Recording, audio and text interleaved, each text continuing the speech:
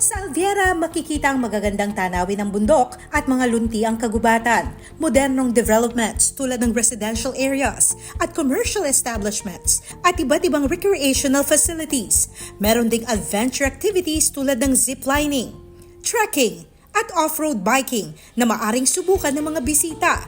Sa isang pagpupulong ng pamahalaang panlalawigan ng Pampanga, Corac LGU at mga kinatawan ng Ayala Land Incorporated, pinag-usapan ng mga environmental compliance ng Alviera Estates, kasama na ang water draining facilities.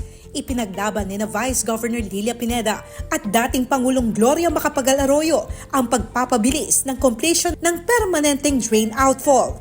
Nagpahayag ng pasasalamat ang Ayala Land sa suporta ng mga otoridad sa Pampanga para sa pagpapaunlad ng Alviera Estate. Ang Alviera ay itinuturing na next center of development sa Region 3 na dati lang isang malawak na taniman na nababalot ng abo mula sa pagputok ng bulkang Pinatubo.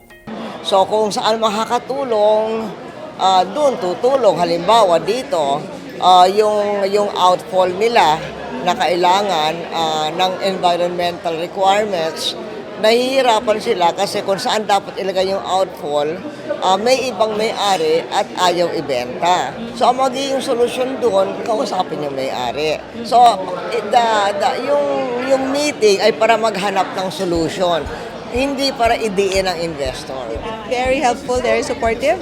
And then lahat po ng pointers, we take them to heart para po sa ikagaganda ng Pampanga. Kami po sa Nuevo Centro Inc. On behalf of Ayala Land and Leonia Land, we'll continue to be very supportive of Pampanga to our development in Corac called Alviera.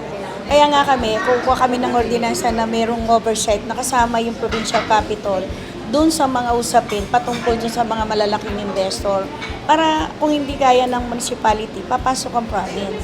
Kasi para din sa kapakanan ng development ng buong probinsya yan eh.